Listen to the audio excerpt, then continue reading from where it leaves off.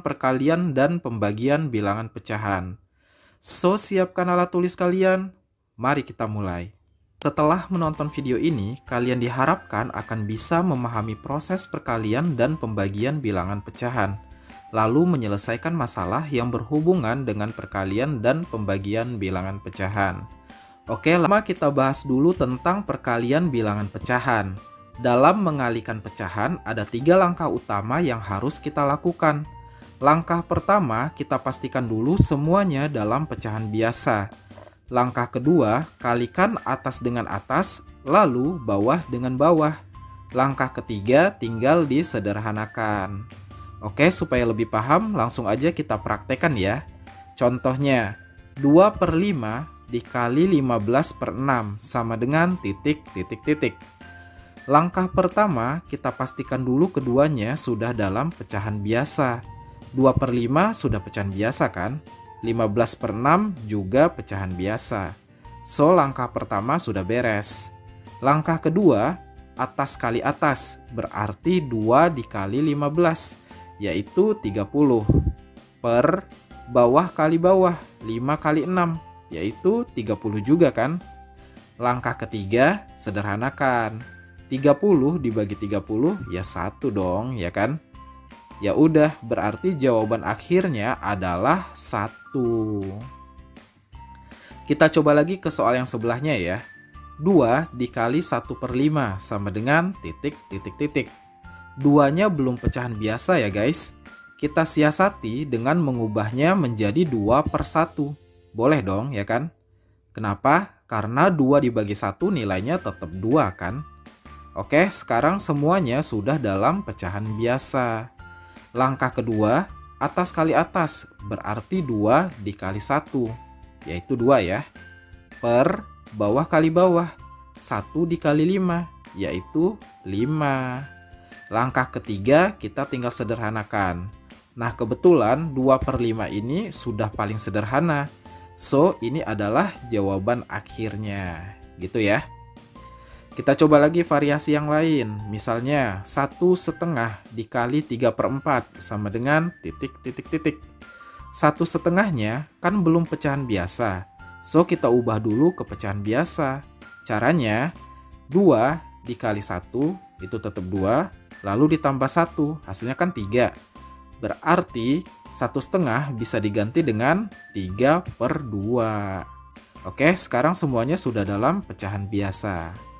Langkah kedua, atas kali atas berarti 3 kali 3, yaitu 9.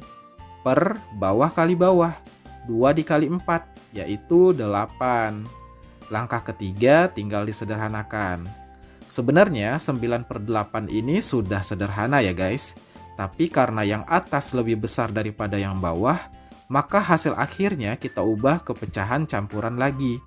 Jadinya 1/8. Gitu ya, semoga bisa dipahami.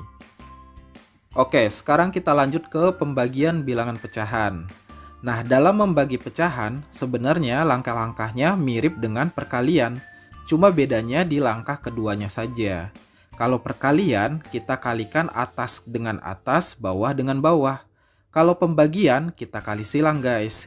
Kiri atas kali kanan bawah, per kanan atas kali kiri bawah. Oke, supaya lebih paham, langsung kita praktekkan aja. Contohnya, 1/8 dibagi 3/4 sama dengan titik, titik, titik. Langkah pertama, kita pastikan dulu keduanya sudah dalam pecahan biasa.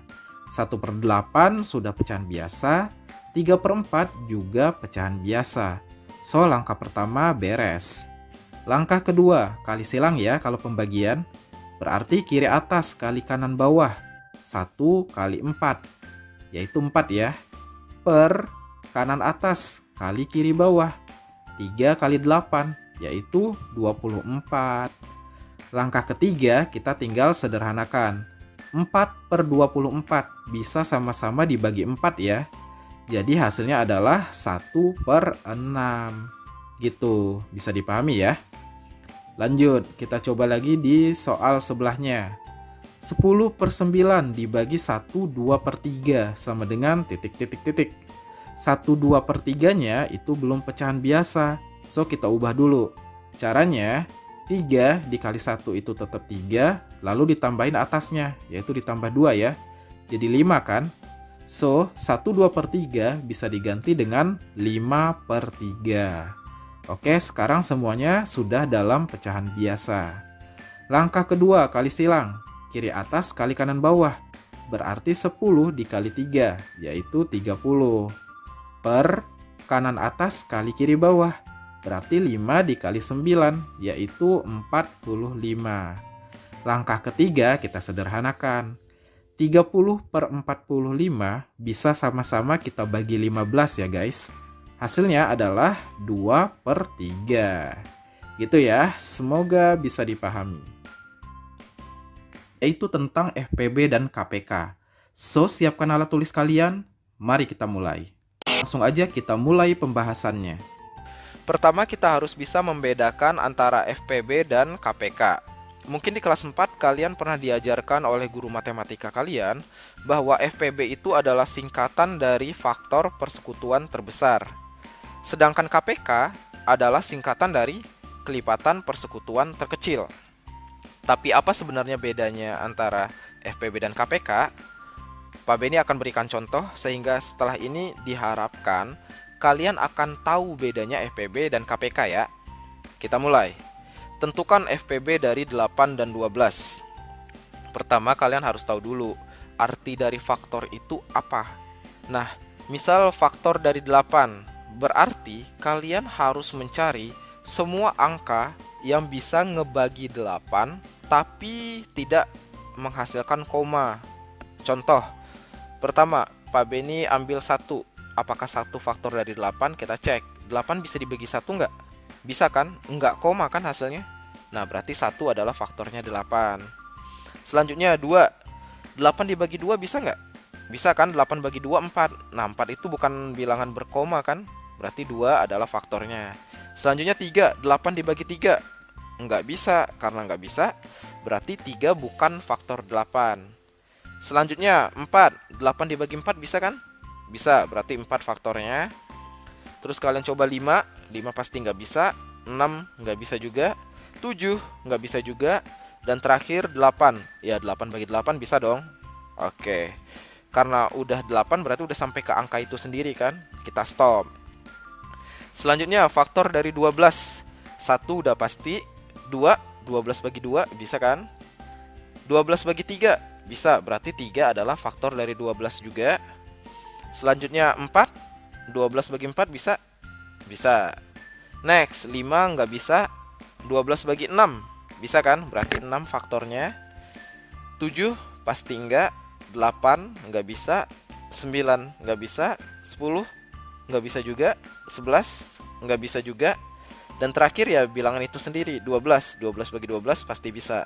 Berarti 12 juga faktornya. Selanjutnya faktor persekutuan, FP. Nah, persekutuan itu artinya faktor-faktor yang di angka 8 ada, di angka 12 juga ada. Kita cek. Di angka 8 ada 1, 12 ada 1. Berarti kita tandai nih 1 di sini. Berarti itu faktor persekutuannya. Selanjutnya 2. 2 di 8 ada, di 12 ada juga kan? Berarti kita lingkarin juga. Ini persekutuan juga. Selanjutnya kita lingkarin semuanya yang sama di angka 8 dan 12. Sampai 4 sama, selebihnya nggak ada lagi kan? Oke, berarti itu faktor-faktor persekutuannya.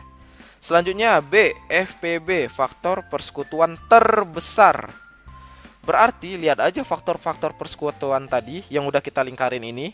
Yang paling gede angka berapa? Angka 4 kan? Berarti FPB dari 8 dan 12 adalah ya 4 gitu. Bisa dipahami ya? Kalau misalnya belum, putar lagi videonya. Insya Allah kalian akan paham ini. Selanjutnya kita ke KPK. Nah, untuk KPK, Pak Beni ambil angka yang sama. Misal KPK antara 8 dan 12. KPK itu kan mulai dari kata K yang pertama adalah kelipatan. Berarti kita cari dulu kelipatan masing-masing antara 8 dan 12. Kelipatan dari 8 berarti 8 itu sendiri. Selanjutnya 16, terus 24, terus 32, 40, 48, 56, dan seterusnya. Next, sekarang kita cari yang 12. 12 itu kelipatannya adalah 12 itu sendiri, lalu 24, lalu 36, lalu 48, dan seterusnya. Nah, selanjutnya adalah persekutuan. Sama kayak di FPB tadi, berarti kalau persekutuan kita cari yang sama. Di antara ini yang sama ada di angka 24, kita lingkarin dulu. Selanjutnya ada 48, kita lingkarin lagi.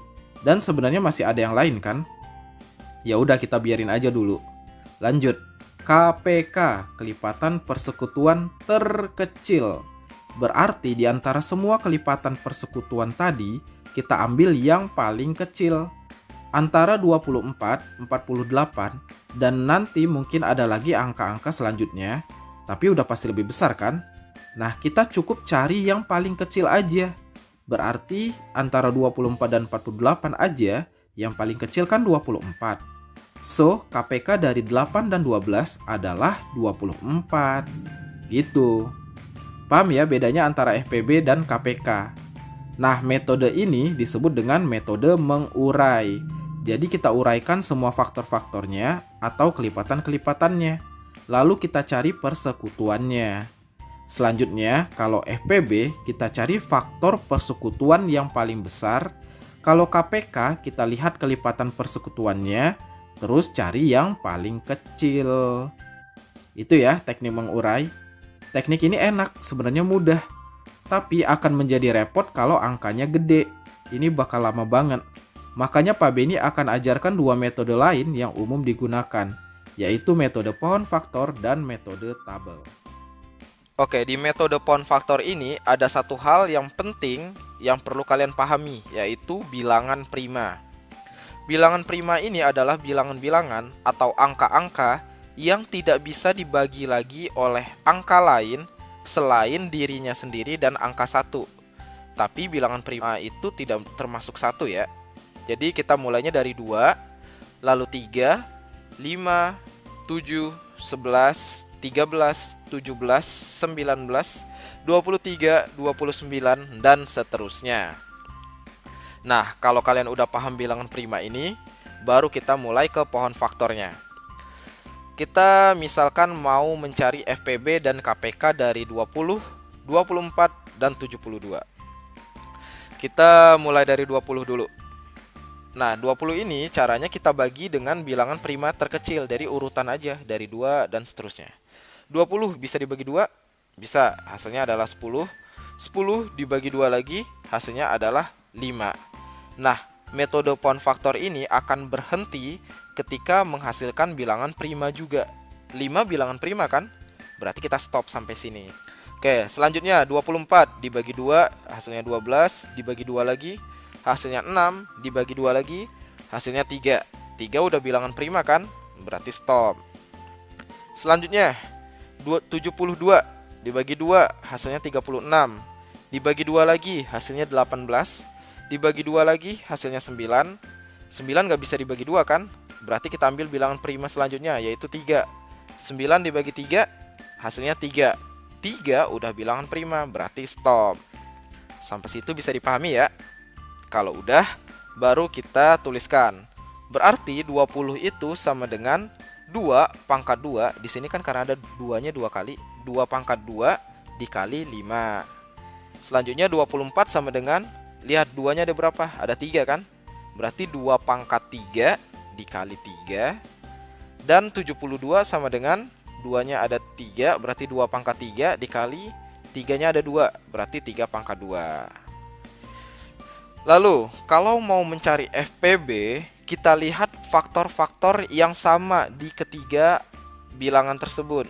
Kita lihat, 2 di 20 ada, di 24 ada, di 72 ada juga. Berarti 2 udah pasti FPB-nya nanti. Lalu kita lihat pangkat terkecil. Nah, kalau FPB, pangkatnya lihat yang paling kecil. Lihat, 2 pangkat 2, 2 pangkat 3, 2 pangkat 3. Yang paling kecil berarti 2 pangkat 2 kan? Berarti jawabannya FPB adalah 2 pangkat 2 sama dengan 4. Gitu aja kalau FPB. Selanjutnya KPK. Kalau KPK, kita kalikan semua faktor-faktornya. Abaikan dulu aja pangkatnya ya. Kita kalikan semua faktornya. Faktor-faktor 20, 24, dan 72 itu kan ada angka 2. Dikali 3. Dikali faktornya lagi 5. Nah, sekarang baru kita lihat pangkatnya. Nah, kalau FPB tadi ambil yang pangkat terkecil, kalau KPK justru ambil pangkat yang terbesar. Nah, kalau 2 itu pangkat terbesarnya kan 2 pangkat 3. Berarti kita tulis nih 2 pangkat 3. Lalu, kalau 3 ambil pangkat terbesar, 3 pangkat 2 kan yang paling gede. Oke, kita tulis 3 pangkat 2. Selanjutnya 5 cuma 1 aja. Ya berarti kita tulis 5 biasa aja. Udah deh, tinggal dikaliin. 2 pangkat 3 itu 8. 3 pangkat 2 itu 9. Dikali 5. Berarti berapa nih? 8 kali 9, 72. Dikali 5 adalah 360. Gitu. Bisa dipahami pohon faktor? Nah, inilah metode pohon faktor. Selanjutnya Pak Beni akan mengajarkan metode tabel. Kalian bisa bandingkan sendiri nanti metode mana yang paling cepat. Silakan kalian gunakan. Pangkatan adalah perkalian berulang dari suatu bilangan. Bentuk umumnya A pangkat N sama dengan A dikali A dikali A sampai seterusnya sebanyak N kali. Nah, N itu nanti bilangan bulat positif mulai dari angka 1, 2, 3, 4, dan seterusnya. Nah, supaya kalian lebih paham, Pak Beni berikan contoh langsung aja ya. Misalkan ada angka 3 pangkat 5.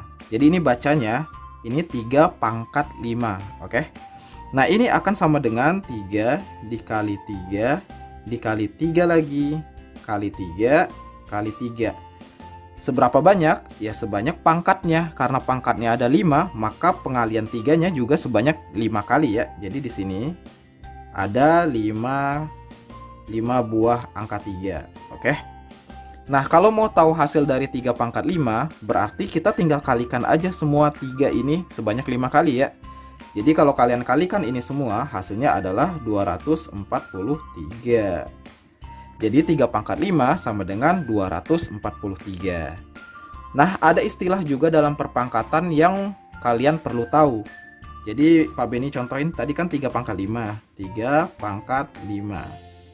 Nah, 3 di sini posisinya adalah bilangan pokok. Bilangan pokok atau dengan kata lain basis. Kalian akan cukup sering mendengar kata basis ini nanti ya selama topik perpangkatan. Lalu nanti 5-nya apa?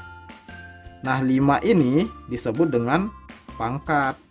Pangkat. Nah, pangkat itu nama lainnya adalah eksponen. Jadi setiap kali kalian dengar kata eksponen artinya pangkat.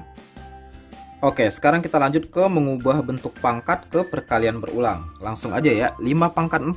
Berarti ini sama dengan 5 kali 5 kali 5 kali 5.